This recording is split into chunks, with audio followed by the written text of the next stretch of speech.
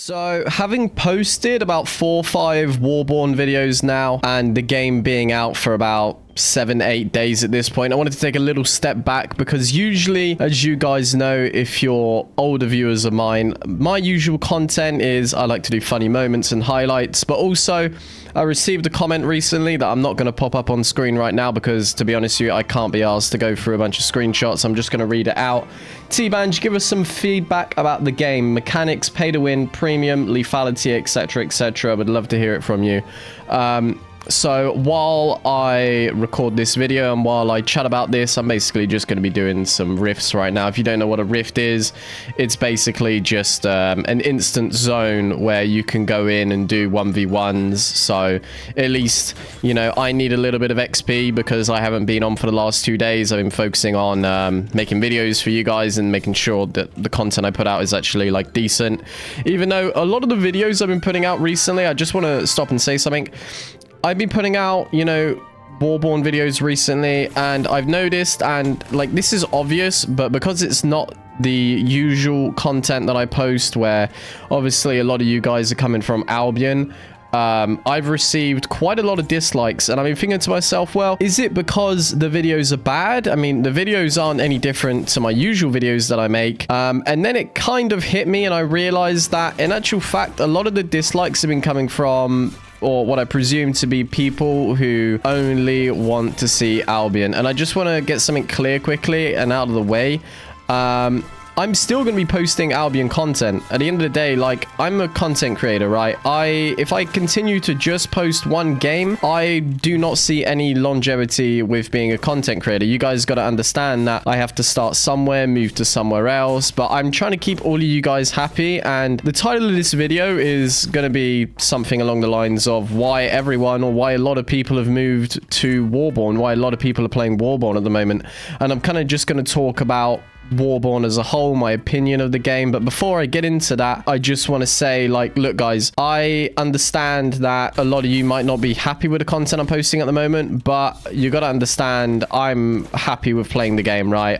As a content creator, I understand this is still a business in some way, and I still need to live, but also I kind of want to be happy with what I'm posting. And if I'm not happy with a game I'm playing, I'm just not going to post it, and I'm not going to play it, obviously. So, you know, give me a break. And I also realize, now I'm not going to target Albion players and viewers specifically, but there has been a lot of negative reviews on Steam towards Warborne, and in actual fact, it's very common knowledge that they are just trying to make the game look bad without even understanding the game. And the developers know that, and, you know, it's pretty obvious that a lot of you guys are pretty salty. You don't like change. You don't like anything that could be a comparison, a difference. And I wanted to talk about also the fact that a lot of people are comparing the two games, when in actual fact, the only thing I've personally found that's similar in any way is the combat style. You know, I kind of want to talk about Warborne solely, but I'm just going to get this out of the way, okay? Even though I've said that about 15 times now. Albion is your traditional MMORPG.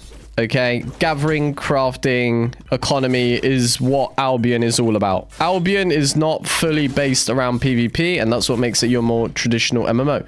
So if you like that style of MMO with all those features, that's great. But if you're someone who, like me, decided to transition because they weren't getting enough PvP and the only thing they enjoyed was PvP, then in actual fact, this is a great option. That's why I came over here, and that's why a lot of people have actually made the switch in the end. So I'm going to get into it. If you guys like these, like, debates, these types of videos where, you know, I just sit down and talk, that's predominantly what my live streams are. If you look above my little webcam right now, it gives you a link to my live stream, and it's honestly the best way to support me. If you like my content and you like my personality or whatever, like you just want to watch me play live, that is the best way in reality of supporting me, because in actual fact, YouTube doesn't pay that much, okay? I'll give you the numbers of it. For every 1,000 views I get paid about $1.20. So in reality, with me posting anywhere from 6 to 8 videos a month, I'm not making, you know, even like a fifth of what minimum wage does. So the best way of supporting me is just coming over to Twitch, saying hi. Even if you just sit around lurking, it just helps support me and means I can keep these videos coming. Or if you want to take it a little step further, in fact, I am running a giveaway whilst alongside doing a sponsor at the moment. I know I've been talking a lot of random shite at the moment, so it's not really getting into the video that well, but I'm going to get this over and done with quickly. I'm doing a giveaway for a $25 gift card for 5 people who enter in the giveaway. But to enter in the giveaway, what you need to do is download Matchmasters. Now, Matchmasters is a game that I'm currently sponsored by, and to put it simply, every time you guys get a win in that game, I basically make $1. So if you have 20-30 minutes spare every single day and you can play a game of Connect 3 and you don't really mind it, great. That supports me more than you'll ever realize. But I'm just going to get into the video. Let's get this 1v1 out the way. Oh god, it's no longer a 1v1. Okay, this is a cool feature that, like, it isn't really spoken about that much in the instance content that I'm in right now. It is a little dungeon, basically like your own little mini solo dungeon that people can dive whenever they find it. And one player from each faction can come in and dive this dungeon. So technically, I started out on my own. One person dove the dungeon, and it turned into a 1v1. Now someone else from another faction has come into this dungeon, so it is now a 1v1v1 free-for-all.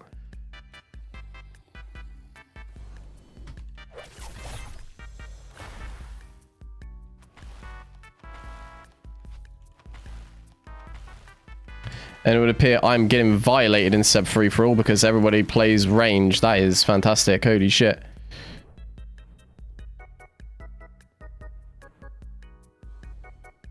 And everybody also likes to play healers. That is another great feature. My god. I'm gonna have to swap to my second character here. I'm gonna have to swap to Sanga. I have no hope in fighting this right now. Holy shit.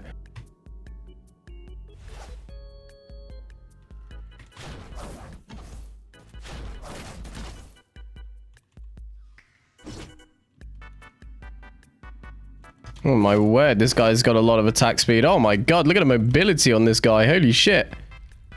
Okay, let's reset, I guess. Holy shit. Well, now at least we know how he plays. Like a bitch.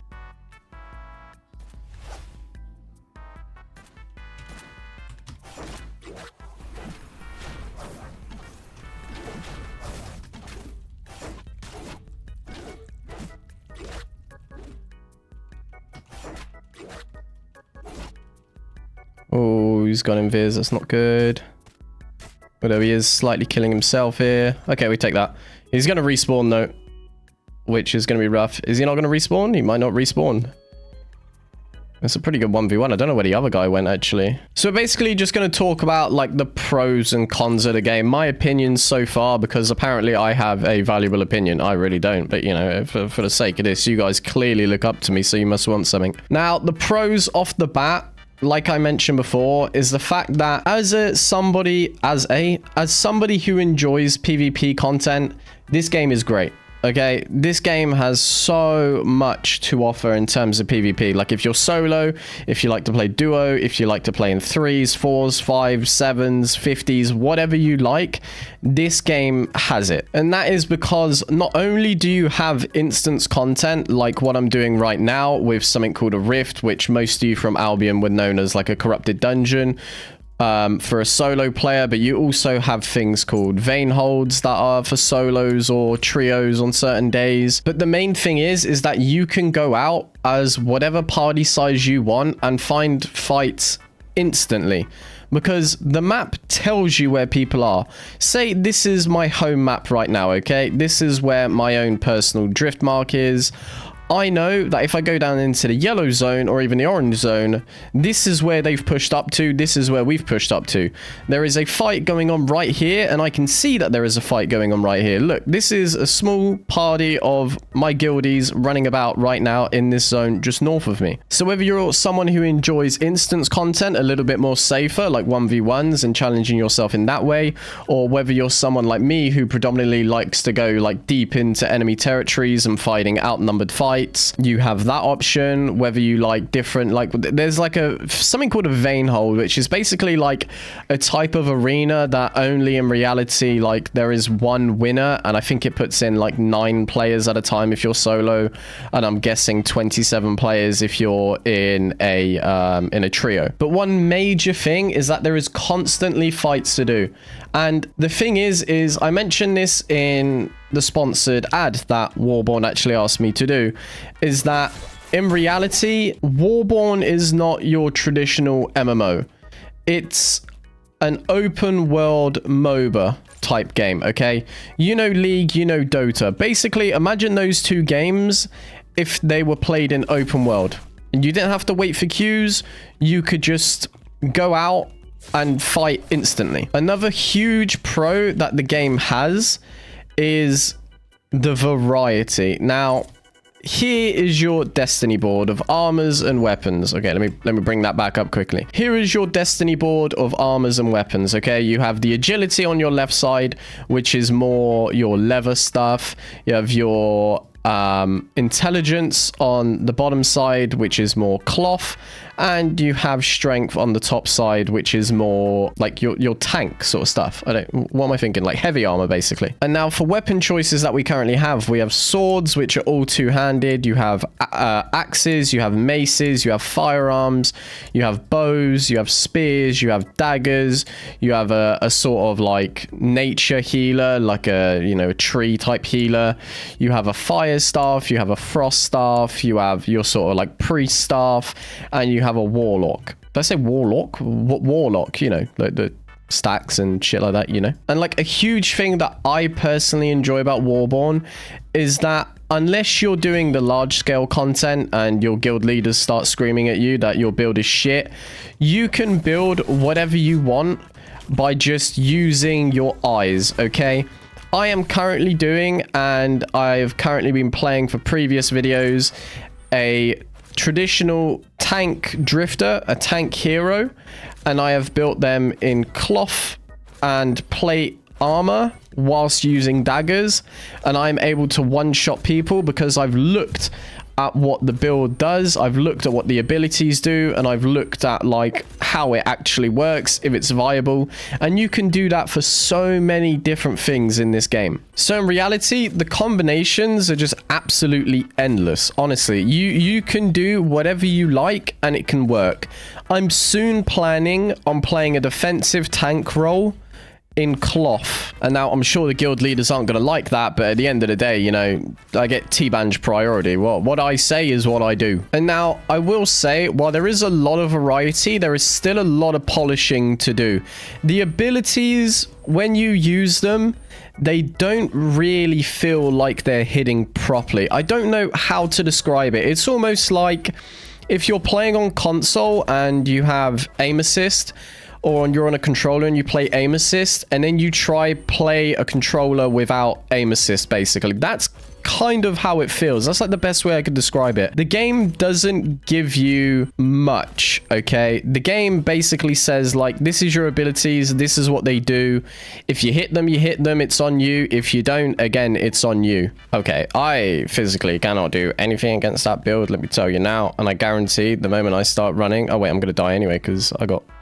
Okay, well, I got violated. But what it comes back to, like I say, is that there is realistically no real meta, because with a few simple changes, you can basically create your own type of meta. And a simple thing is that a lot of people will be complaining about like a certain drifter being too strong, a certain weapon being too strong. And in actual fact, there's a counter to everything. I can play a certain build and it has 100% win ratio up until somebody faces me with a certain character or a certain weapon, and then I now have my counter. And I think a lot of people have been complaining early on because when the game, or as the game progresses, more drifters, more heroes, more weapons come out. And early on into the game, because it's so limited, if you're not knowledgeable enough in the game, you'll complain about a certain thing and think that you have no hope, but then day later, that one weapon or that one drifter just becomes absolutely useless because a new character's come out and people know how to counter it, and it balances itself out over time.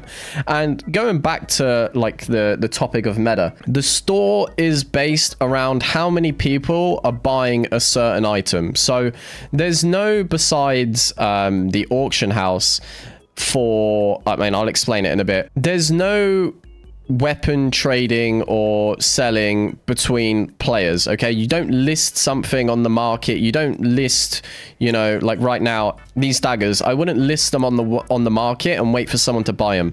The store will instantly buy them based on the price, based on how many people are buying them. So if more people are playing a weapon, for example, at the moment, one weapon that I will say is very strong is the Phantom Spear. And now if you try and buy that at the highest tier possible that most people have available right now, that will probably set you back about 10 million. So meaning if you want to play that build, it's going to cost you a lot more money. So it means that a lot of people are going to not be inclined to play that, which means the price goes down, which means, you know, in turn, that no longer becomes much of a problem. It becomes more of a unique problem. And on the topic of pros and cons right now, in my starter zone that I was in, or not my starter zone, where I just came from, there was weather. In the zone I'm in right now, there is a weather, and the weather plays a part on the combat on the map. So right now there is a sandstorm going on this map, which means that the dodge rate is increased by 30%. And that's something that I like a lot about this game, is that there's a lot of stats and a lot of different things that have different features. For example, block, for example, disarm, for example, immobilize. There's a bunch of different things that might be weirdly worded, but in actual fact, they make the PvP experience very unique. But the main thing is that the game just wants you to get involved in PvP. Like, when I die in most areas, I'm only going to lose one item of my gear. So it is technically full loot while also not being technically full loot, right? The game doesn't want you to break your back in and play for economy, because in actual fact, if you play the game smart and you just play the game even casually, you can make enough money to be able to afford sets to go back out and fight again. It's pretty rare that you're going to be fully broke in this game. I mean, I say that now. I've taken 2 days off to record and post videos and edit and stuff, so I'm probably going to be broke within the next day. And you can't really fall that far behind in this game. Granted, if you start on the first day, you're always going to have an advantage over the players that, you know, start later on into the season, because, you know, the more money you have, the better off you're going to be. But in actual fact, to get to the top level, and the way it's done is right now, I believe the level is capped at like 42 or something like that. And if you started right now at this time in the season, you would be able to get to level 42 within 2-3 hours of grinding. If you know what you're doing, that is, of course. One big thing to keep in mind is that the game is obviously not fully polished yet. So the game isn't fully polished. Like right now, there's no footsteps when I'm running. There's not really enough noises going on right now while I'm doing it. But with that being said, there is a lot of things that are also polished and that actually look good in the game. Like, for example, when you're fighting in PvP, you can put down turrets and stuff like that. Your team can put down turrets.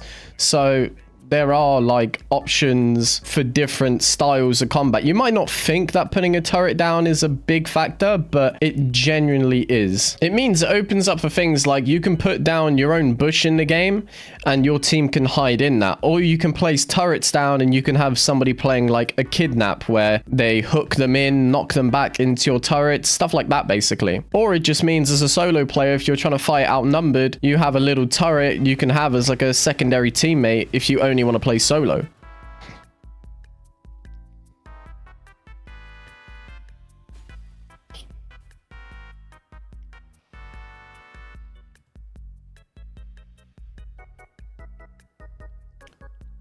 Another few things that aren't entirely polished is the riding on certain abilities.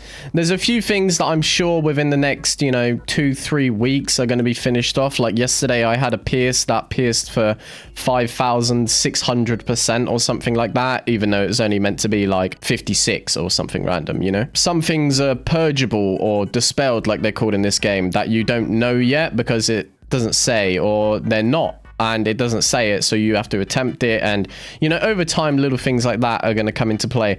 And one big thing that I enjoy is that every day you get on, there is an update. They are constantly updating the game, and they're constantly taking feedback for the game, where if you write to their support, there was an instance where one of my viewers had a problem with something, and he wrote to support, and within the next hour, it was already passed on to the devs to look at. And that's not saying that there's not enough players in the game to the point where they can't read everyone's suggestions and stuff like that. There are plenty of players in the game. I saw somebody complaining about whichever server they were playing on was dead. They couldn't find players in their server, and it was like, well, you might just not be looking in the right place. Some people have been talking about the ping in game as well, and right now I'm playing at 100 ping, but that is because I'm on America's server. I'm playing with Tommy's guild because, you know, he needed Banji Boy on the team. Otherwise, if I was playing on the EU server, I would basically be sat around 20-30 ping basically. So one big thing I actually like specifically, I showed earlier the Destiny board, and a lot of people are going to call this a mobile game because there's always little different things to collect. Like there's always like these little notifications on your screen of different things to collect, but I don't really understand the whole argument of that's like a mobile game. I know they've kind of got those, but at the end of the day, like, that doesn't matter. You're just getting free shit for free, so, you know, who cares? But I showed the Destiny board, the equipment training, but also what you have, and a really important factor in this game, is the research center. The research center enables you to do things like not only boost your damage, your crowd control resistance, your damage resistance, but also unlock different things like unlocking potion crafting, leveling up your gathering skills, exergy mining bot. That's something a bit specific that doesn't really matter too much. Nomad post is something insanely cool. So let's say, for example, my base is in this zone right here. Let me zone out. My base is in this zone right here. Now, I can actually place a nomad post all the way down somewhere around here. I can place it up here. I can place it anywhere on the map. And what that means is it gives me a destination to fast travel to. So if I'm having a lot of success fighting, for example, like the Dark Blues, for example, okay, I can place a nomad post down there and I can start violating them before they even have a chance to push up too much, or, you know, cause them some economical issues. You also use research to upgrade your drifters, which again is your heroes. Support station is another cool little feature.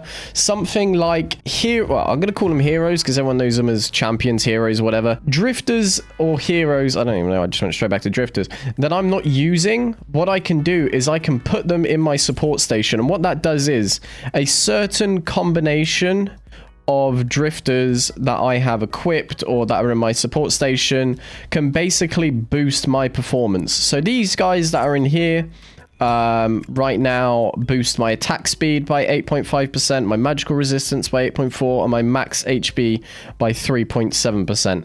So when I go out and play, I have those boosts on my characters. And while you're out playing the game, and just like, you can just be playing passively. So typically in most games, when you get kills and stuff like that, you basically just go to the market and you sell what you've made for whatever the like the relevant currency is. But in this game, you also have faction medals, you have warband medals, you have PvP medals, you have Eclipsium, and there's a bunch of different shops located around that basically just mean that you, while you're playing the game, you can constantly unlock different things, whether it's XP tokens or books or whatever, whether it's potions, whether it's more of your currency, whether it's like different things. Battle scars is something I want to start talking about, as well as mods. Now, in the game, there are mod cores available. Now, mod cores are basically used to also enhance your drifters and your weapons and stuff like that. So randomly throughout the game, I will unlock something called a mod core, like I say, and the faction pass basically gives you a shit ton of them for free. or just weekly, you can get about 10 different ones.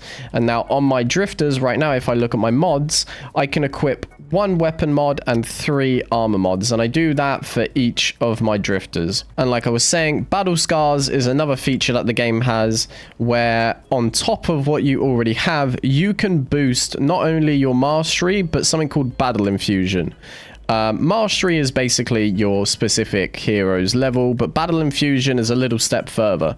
So with battle scars, I can basically go around this little wheel right here and basically improve all different sorts of aspects to my drifter in general.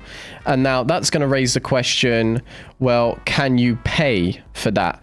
Now, in Warborne, yes, you can pay to improve specific areas. Now, on the store, the only things you have available are solar bites, some certain chests, and skins, basically. Actually, right now, it just looks like 1 or 2 skins and solar bites. And solar bites is what you use in the auction house. This is where other player trading comes into play. Now, a few things you can use solar bites for is unlocking blueprints for legendary weapons, or just buying legendary weapons in general. Same thing with like regular blueprints. Basically, a way that you can unlock the purple type blueprints is or purple type weapons or rare weapons, whatever, epic, legend, I don't even know at this point, whatever you want to call it, is through solar bites. But this is along the lines of something that we've seen before. I wouldn't class it as pay to win, because in a PvP game like this, what wins most of the time is skill. I've been in fights where I felt I've been really countered. I felt, you know, this person has clearly been swiping, and I've still managed to take them down because I'm learning progressively what everything does, right? Because the only real way to boost yourself through battle infusion is by trading your solar bites for Eclipsium, and then from there you can basically come over here, and if I want to battle infuse, it can either cost me like battle scars, or I use Eclipsium to unlock that, basically. Now, I haven't come across too many people that have been like majorly swiping. It is a difference. You do notice the difference, but at the end of the day, if you're confident in your PvP and stuff like that, or, you know, you grind the game enough, you can basically get to that same level just by playing the game. And those solar bites I was talking about is the only way to unlock the premiums. There's 2 types of premiums.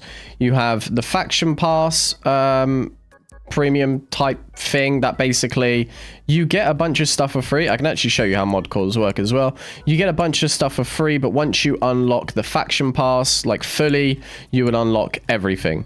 And the same goes for the normal subscription. The list on the left there is like what you get from it if you want to pause it. I don't think you really care that much anyway, but that is also the 2 things that you can unlock with solar bites. And now coming back to it for mod cores, I can come in here because I got 2 from the faction pass. My first mod is a blue one, I got Psych, and the second one is another blue one. Typical is Vitality. Now if I come over to my gear, I can look at what I got. Basically I got Vitality and I got Psych over here. Now let's say I don't want those blue ones. Let's say I'm tired of getting shitty blue ones. Well, right over here I can just synthesize them to guarantee myself a purple one. I got a physical resistance one. Great. Now I can use that if I want, wherever it was. There we go. I can now use that one if I want, instead of, you know, some blues. Now, something I will say, and this is more of like a personal experience that I've noticed a lot, the diminishing returns, if you don't know what that is, it's basically if you're hit with a certain effect, as like, let's say I get stunned and then I get silenced, but then I get stunned again, then I get stunned again, then I get stunned again. There isn't much counter or anything against that in this game, which I hope with like them polishing off the game, they try and fix a little bit more, especially for solo players, especially for like outnumbered fights, like I say, because unless you have a team and you're getting cleansed and stuff like that, it's very, very hard to compete against it. Because let's say if I get 3 tanks jump on me, they can permanently stun me, permanently silence me, and for the most part, there is not much I can do against it. And honestly, to me, that's probably one of the biggest drawbacks I've encountered during this game, is that those abilities, for example, if I look at the maces, those abilities like immobilize last 2.5 seconds. And that means immobilize is basically like a root, okay? But that means if a player jumps on me 2.5 seconds and then another player immobilizes me, it's going to be another 2.5 seconds and another 2.5. And it just goes on forever and ever and ever. And that's something that, like, the game as a solo player, it kind of takes away from it slightly, because unless you're playing in a group, and I know the game's predominantly based around small scale and large scale, it's very hard to counter it. But with that being said, if you want to play in a group, or you're just tired of getting it, or you're just tired of playing solo, whatever, it is so easy to find groups. All I have to do is go into the chat, faction chat, join a warband. There is constantly groups roaming about.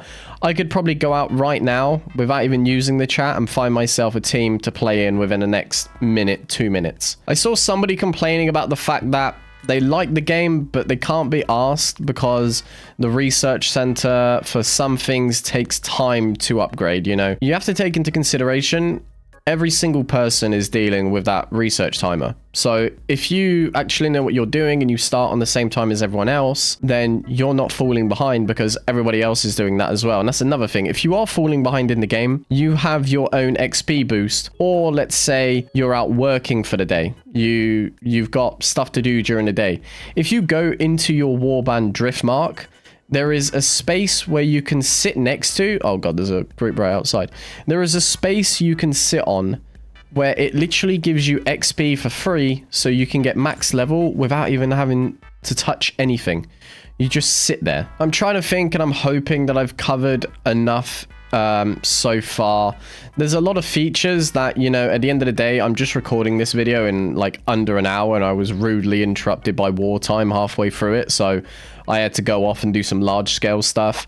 But the thing with this game is, if you don't enjoy it, you don't enjoy it. If you see the potential, you see the potential. If you don't, that's fine. Nobody is forcing you to play this game. And I've seen a lot of people come into my Twitch chat at the moment talking about, why am I playing this game? They don't like it. And it's like, well, I like it. I enjoy it. Is there that much of a problem with that? The thing is, I should have written down some notes of stuff I should talk about, but at the end of the day, like, I've kind of just got like 30 minutes to an hour to record this, and I thought, you know, I'd just go off and just smash out whatever's in my brain. But if you guys have got any questions on anything, if you got any concerns, whatever it may be, my Twitch is always there above my little webcam. Just go to that link and give me a follow. If you see me online, I'm online. If I'm not online, well, then just wait for the next time I'm going to be online. Most days I stream. Some days I have to take breaks to edit and record these types of videos and stuff like that. But for the most part, I try and keep up with my Twitch as much as possible. But the whole thing is that if you enjoy PvP, if you enjoy MOBA style combat, this game is 1000% worth giving a try. And I can't emphasize that enough, because there is so much action constantly going on that you're never going to find a time in the game where you're not going to get a fight. There's not a lot of gathering, but the gathering is useful. There's not much economy, but the economy is useful. But again, I'm trying to cover this from like a solo player's perspective at the end of the day. I know there's going to be a lot of stuff I'm missing out on, and I know it's probably going to suck that I probably haven't, you know, fulfilled your question on whatever you've asked. At the end of the day, I'm doing what I can with the time that I have. So hopefully I've covered enough for you guys. Again, if you've got any questions, feel free to let me know either in the comments, or feel free to join the stream at the end of the day. I'm always there. I'm always available. And I can basically, in my chat, can answer any questions for you. If you do decide to join in the game, make sure to go and press escape, click on event, go down to link activation code and type in my code right here, 4Q4C2S, all lowers, and it will basically just give you some free Eclipsium, and it helps support me by basically enabling me to get some skins and shit.